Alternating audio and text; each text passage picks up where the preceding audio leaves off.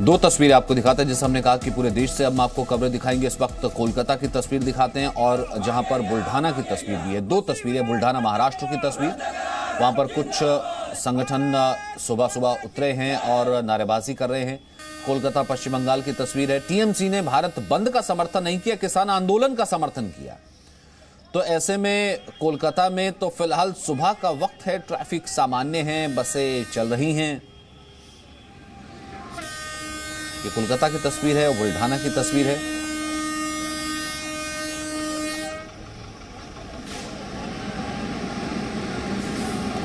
पूजा मक्कड़ हमारे साथ मौजूद है, राजू राज हमारे साथ मौजूद हैं, विशाल भी मौजूद है। विशाल, सबसे पहले मैं आपका रुख करूं। पिछली बार कुछ टेक्निकल दिक्कत थी, आवाज में कुछ प्रॉब्लम आ रही थी, क्योंकि बेहद अहम जगह है जहां पर आप मौजूद हैं। वहां से अगर नोएडा आना हो या वहां से दिल्ली की तरफ जाना हो और गाजियाबाद की तरफ जाना हो, ये बेहद अहम जगह है। क्या कह रहे हैं कि किसान की वो सुनिश्चित करेंगे कि ट्रैफिक थोड़ा चलता रहे, एक तरफ से ही कम से कम इमरजेंसी सेवाओं को जाने की इजाजत दी जाए, और क्या उनका कहना है?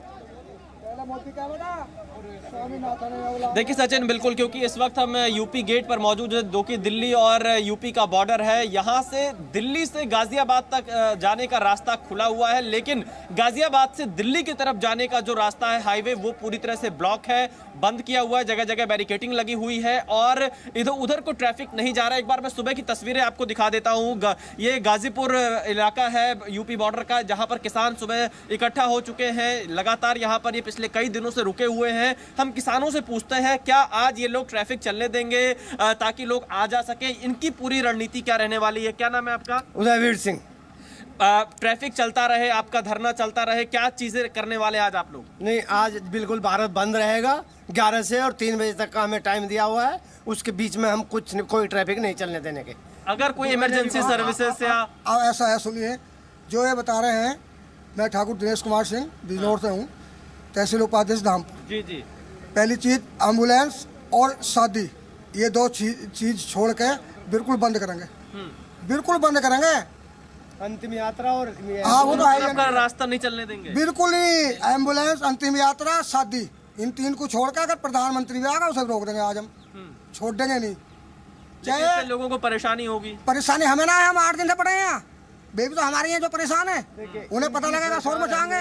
इनकी सरकार बनाई थी हमने, पूर्ण बहुमत के साथ बनाई थी कि हमें कुछ मिलेगा, क्योंकि जब दूसरी सरकारें थी तो ये बहुत बड़े बड़े बातें करते थे, बड़ी बड़ी वो करते थे। सरकार तो बातचीत कर रही है और कल भी एक और दौर की बातचीत है। राजा बना के भेजा, और राजा ऐसा राजा जो प्रजा के साथ में ये सरकार बातचीत कर, अपने दरवाजे तक नहीं आने दे रहा प्रजा को। सरकार आप लोग को बातचीत करने के लिए बुला रही है। 9 दिसंबर को अगली बार बैठक, इससे पहले बातचीत हुई। कृषि मंत्री का कहना था कि आप लोग कोई सुझाव दीजिए अपनी तरफ से, कैसे इस कानून को और सही किया जा सकता है। सुझाव आप लोगों से मांगे हैं कृषि मंत्री? सुझाव दिया है हमने, तो इसी तरह सुझाव है, एक लाइन और बढ़ा दीजिए उसमें एक लाइन और बढ़ा दीजिए कि भाई जो भी गवर्नमेंट रेट होगा उससे कम जो खरीदारी करेगा मार्केट के अंदर, उसके कानून खिलाफ। इतने पे मान जाएंगे आप लोग? नहीं, इनके पे में जो हमारी हाई कमान है जो उनसे बात करेगी, बाकी जवाब तो वो देगी। हम तो एक सिपाही हैं। कानून जो है जब और इस चीज का प्रॉमिस है ना कि जी न्यूज जो है इसलिए पैन इंडिया कवरेज दिखा रहा है। ऐसा नहीं कि सिर्फ दिल्ली बॉर्डर दिखा दिया और वहां से हमने कहा कि दिल्ली है। ये इस वक्त उड़ीसा की तस्वीर है। पहले हमने आपको कोलकाता दिखाया था, इस वक्त उड़ीसा की तस्वीर है। उड़ीसा में एक जगह पर ये AICTU यानी कि जो व्यापार संगठन है वो इस वक्त प्रदर्शन कर रहा है। ये ओडिशा की तस्वीरें आ रही हैं। 20 राजनीतिक दलों का समर्थन है और इन राजनीतिक दलों ने भी अपने कार्यकर्ताओं को आह्वान किया है कि ये लोग भी प्रदर्शन के लिए उतरे। हालांकि किसानों का ये कहना था कि हम 11 दिन से जो है टेंट में पड़े हुए हैं, ठंड में हम सड़क पर मौजूद हैं, तब ये विपक्षी दल कहां थे जो अब ये राजनीति कर रहे हैं। पूजा मक्कड़, आप जरा वहां की एक और तस्वीर दिखाइए जरा।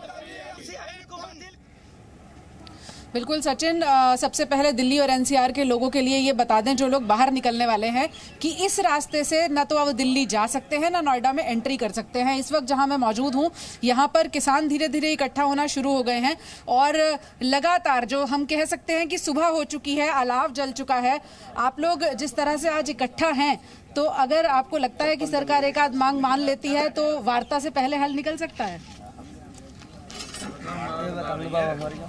सरकार मान कहाँ रही है? सरकार मान गई होती तो हम यहाँ क्यों बैठे होते, अपने अपने घर पे होते।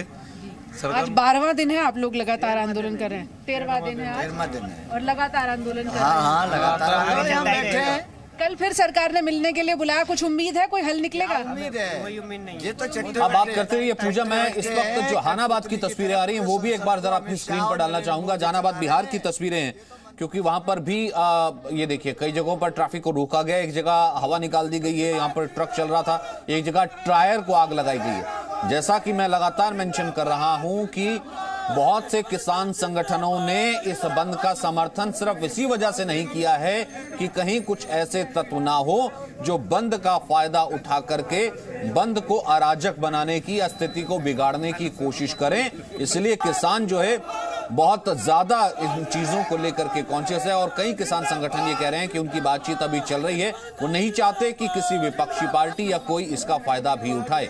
ये जहानाबाद की तस्वीर है। पूजा, आप अपनी बात पूरी कीजिए, फिर उसके बाद मैं ब्रह्म प्रकाश दुबे आपका रुख करता हूं। बिल्कुल सचिन, तो जो किसान यहाँ पर मौजूद हैं वो ये कह रहे हैं कि सरकार ने जब ये बिल बनाया था तब किसान संगठनों को ना तो उसमें शामिल किया गया, ना उनसे बातचीत की गई, और इसीलिए अब ये गतिरोध की स्थिति आ चुकी है। लेकिन इस गतिरोध का आम लोगों पर क्या असर पड़ेगा, ये हम आपको यहाँ से दिखाने की कोशिश कर रहे हैं। दिल्ली नोएडा बॉर्डर की तस्वीर इस वक्त लोगों को देख लेनी इसलिए जरूरी है कि अगर वो अपना दिन शुरू करने वाले हैं तो इस रास्ते से नहीं निकल सकते हैं। हालांकि इस नोएडा के आसपास अशोकनगर का बॉर्डर लगता है जहां से दिल्ली एंट्री की जा सकती है, डीएनडी का बॉर्डर लगता है और कालिंदी कुंज लगता है। अगर वहां पर किसान जमा नहीं होते तो फिलहाल के लिए रास्ता खुला है। फिर भी हम ये कहेंगे कि लोगों को जगह जगह बैरिकेडिंग का सामना करना पड़ सकता है और कभी भी जरूरत के हिसाब से पुलिस और प्रशासन उस रास्ते को बंद कर सकता है। तो अगर बहुत जरूरत ना हो तो जिन लोगों को बॉर्डर्स क्रॉस करने हैं, नोएडा का ये प्रवेश द्वार जहां पर पूजा बक्कर खड़ी है, यहां पर भगवान बुद्ध की मूर्ति है। अगर वो लोग जो कि अमूमन अपने काम के सिलसिले में नोएडा आते हैं या नोएडा से दिल्ली की तरफ जाते हैं, उन्होंने इस रास्ते को बखूबी देखा होगा। मयूर विहार को ये कनेक्ट करता है। इस रास्ते पर फिलहाल आपको नहीं जाना है अगर आप ऑफिस की तरफ दिल्ली जा रहे हैं, क्योंकि ये रास्ता पूजा कह रही है आने और जाने दोनों तरफ के लिए बंद है। और यही तस्वीर गाजीपुर बॉर्डर की तरफ से अगर हम समझना चाहें राजू राज, तो आप बताइए।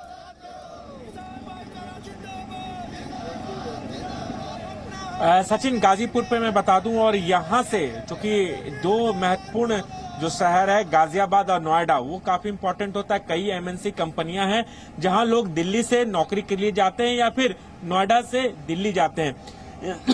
यहाँ बता दूं कि सबसे पहले कि यहाँ पर सुरक्षा बढ़ा दी गई है। तमाम जगह पर आपको बैरिकेड्स मिलेंगे, पुलिसकर्मी मिलेंगे सिक्योरिटी के लिए तैनात है।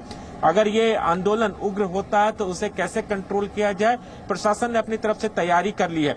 ये दूसरी तरफ की सड़क मैं दिखाना चाहूंगा अपने जी न्यूज के दर्शकों को कि ये जो सड़क है मोहन नगर की ओर जाता है, गाजियाबाद की ओर जाती है सड़क, और इस सड़क पर बैरिकेडिंग किया गया है, लेकिन डाइवर्ट किया गया है रास्ते को। जो लोग नोएडा से दिल्ली जाना चाहते हैं वो इंदिरापुरम वैशाली होते हुए जा सकते हैं। जो लोग नोएडा से आते हैं वो नीचे फ्लाईओवर के नीचे से गाजीपुर मंडी होते हुए डाइवर्ट किया गया, उसे होते हुए दिल्ली की ओर जा सकते हैं। इसके अलावा जो लोग दिल्ली से नोएडा या फिर गाजियाबाद आते हैं, चूंकि दिल्ली से NH-24 खुला हुआ है, उसे ब्लॉक नहीं किया गया है, वहां पर आवाजाही हो रही है और ये रास्ता आप अपना सकते हैं। तो ये तमाम अपडेट लगातार ट्रैफिक पुलिस से भी दी जा रही है। सुरक्षा बलों ने अपने पूरे इंतजाम किए हैं, अगर कुछ ऐसी घटना घटती है तो उसे कैसे कंट्रोल किया जाए। इसके अलावा जो सबसे महत्वपूर्ण है, जो जाम की स्थिति आपको मिलेगी 11 से 3 के बीच है। किसान कहते हैं कि जिनको ऑफिस जाना है वो 10 बजे तक ऑफिस जा सकते हैं, 11 से 3 वो चक्का जाम करेंगे। जी, 11 से 3 वो चक्का जाम करेंगे। और विशाल, एक चीज और मैं जानना चाहूंगा इन्हीं किसान भाइयों से जो वहां पर मौजूद हैं, कि बहुत से ऐसे लोग हैं जो कि ये कोशिश कर रहे थे कि नाम किसानों का लेकिन बदनाम भी किसान हो जाए, यानी कि राजनीति कर रहे थे। कुछ ऐसे लोग हैं जो उन्हें देखा कि कुछ आगजनी करने की कोशिश कर रहे थे। इस कारण से कुछ किसान संगठनों ने इस बंद का समर्थन सिर्फ इसी वजह से नहीं किया। तो ऐसे लोगों को ये क्या कहेंगे और ऐसे लोगों को कैसे चिन्हित करेंगे? देखिए, मैं सीधे किसानों से ही पूछता हूं, कई लोग आपके इस धरना प्रदर्शन का, आपके इस आंदोलन का फायदा भी उठाना चाहते हैं, बदनाम करने की भी कोशिश करना चाहते हैं। कई किसान संगठनों ने इससे अपने आप को अलग भी कर लिया, जो कि हरियाणा के हैं। क्या कहना चाहेंगे, कैसे आप लोग बचेंगे कि आपका आंदोलन बदनाम ना हो, एक कोई राजनीतिक हथियार ना बने? मैं मंच के माध्यम से, चैनल के माध्यम से सभी किसान भाइयों से निवेदन करूंगा, फौजी केरन सिंह के राष्ट्रीय उपाध्यक्ष। देखिए, आप लोग बड़े समझदार लोग हैं जी। भारतीय किसान यूनियन के जो टिकैत साहब ने जो यूनियन बनाई, उसके लोग बहुत समझदार हैं। तुमने भोपा कांड में 40 दिन तक अपने धैर्य को नहीं छोड़ा था, अभी तो 13वां दिन है। और मेरठ कमिश्नरी पर 1 महीना आंदोलन चला। रजतपुर का लोगों को आप लोग मंच देंगे हमें? जी। हमारे यहाँ ये धारा लगी हुई है राजनीतिक के लिए, यहाँ ऊपर आपने देखा, वो देखो, उसको दिखाइए। 288 लगी हुई है। हम अराजनीतिक हैं, हमें राजनीति से कोई लेना देना ना किसी से। भाई कोई राजनाथ है, कोई नागनाथ है, कोई सांपनाथ है। अगर ये किसान का भला करते तो आज हम रोड पे क्यों होते? हमारे ये बच्चे चपरासी हैं, चपरासी पढ़ भी नहीं सकते हैं। गांवों में पढ़ाई क्या की जा रही है? का से कबूतर, खा से खा, गा से गधा। अरे इनके जो पढ़ते पैसे वालों के पढ़ जाते हैं, शहरों में पढ़ाई हो रही, IAS PCS कहीं और बड़े बड़े अधिकारी इनके बनते हैं। किसान तो सिर्फ किसान का बुरा हाल है, कहने का मतलब है। देखिए सचिन, यहाँ पे इनका कहना है, मैं आपको वो पोस्टर भी दिखा देता हूँ जिसका जिक्र ये कर रहे हैं। धारा 288 लागू है। 288 किसानों ने धारा एक सांकेतिक तौर पर यहाँ पर लिख दिया है कि यहाँ पर कोई राजनीतिक तत्व ना पहुंचे, कोई ऐसे लोग ना पहुंचे जो इस आंदोलन को डिस्टर्ब करने की कोशिश करें। तो किसानों ने अपनी तरफ से 288 धारा यहाँ पर लगाई हुई है। यानी कि अब राजनीतिक दलों को भी ये तय करना होगा, चाहे जो भी राजनीतिक दल हो, कि किसानों की समस्या का समाधान कैसे हो, उस पर राजनीति ना हो। इस मुद्दे पर सबसे ज्यादा ध्यान देने की जरूरत हो, क्योंकि MSP का जो मामला है सचिन, ये बहुत पुराना मामला है। इस पर कानून बनाने की मांग आज से नहीं बल्कि कई वर्षों से लगातार हो रही है। एक और चीज भी हम एड्रेस कर रहे हैं, और एक और चीज भी हम एड्रेस कर रहे हैं ना, कि अगर रिफॉर्म्स होंगे नहीं, अगर किसी तरीके का चेंज होगा नहीं, तो फिर रिफॉर्म्स की बात नहीं की जा सकती ना। अगर ये किसान कहता है कि 70 साल से उसकी तो ऐसी दशा है, उसको तो MSP मिलता ही नहीं है, उसको MSP जो है गारंटी तो छोड़िए, उसको बिल्कुल नहीं मिलता, तो वही चीज है ना कि कम से कम बातचीत हो और इनकी हर मांग मानी जानी चाहिए। पूजा, कुछ किसानों से बात कर सकती हैं? वही सवाल जो मैंने विशाल से किया था कि कुछ लोग जैसे राजनीतिक दल हैं घुसना चाहते हैं, वो यहाँ पर पहुंचेंगे जैसे जैसे दिन आगे बढ़ेगा, तो उन लोगों के लिए कुछ संदेश देना चाहें, उन लोगों को कुछ कहना चाहें कि यहाँ पर मत आइएगा? बिल्कुल बिल्कुल, यहाँ पर सचिन जो किसान जुटे हैं उनसे हम समझने की कोशिश करते हैं। भाई साहब, ये एक सवाल है कि आज जैसे बहुत सारी राजनीतिक पार्टियां भी समर्थन दे रही हैं, लेकिन किसान लगातार ये कह रहे हैं कि हमारा आंदोलन किसी राजनीतिक दल का मंच नहीं है।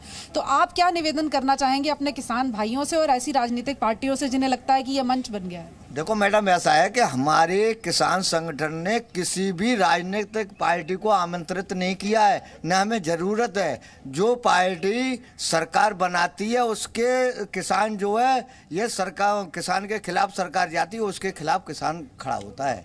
ये तो सब चट्टे बट्टे हैं। जब वो आ जाते हैं तो हम उनके खिलाफ लड़ेंगे।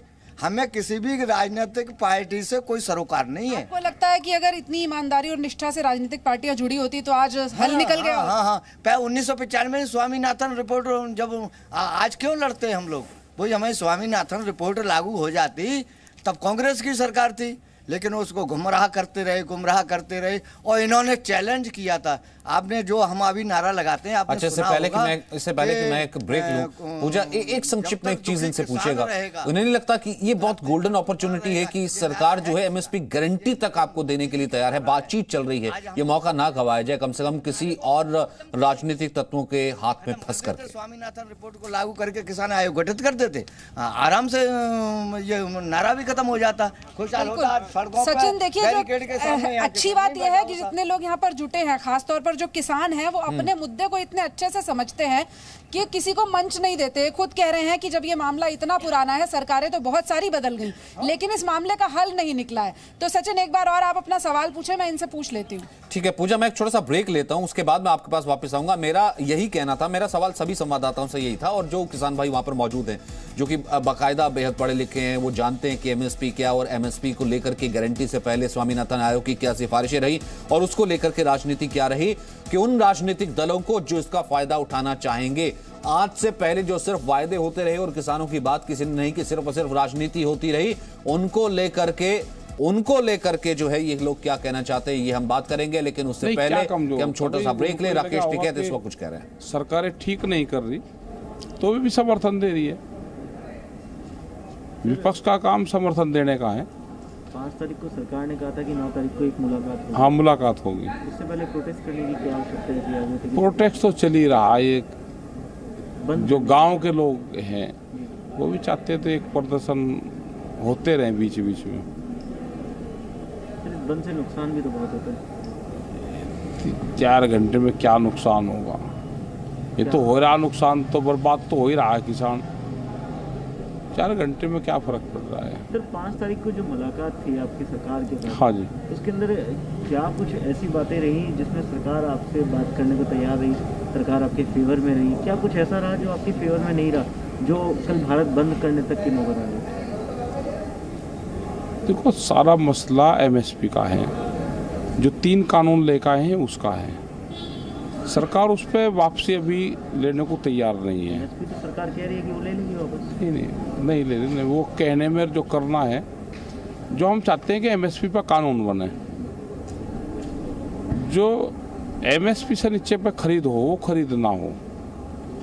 भारत सरकार जितना खरीद वो खरीद ले, लेकिन जो दूसरा व्यापारी आ रहा है वो सस्ते में खरीदता है, उस पर तो बैन लगाएंगे नहीं है। अगर सरकार इस पे एग्री करती है तो। Presenting B News app available on Google Play and App Store. Download it now.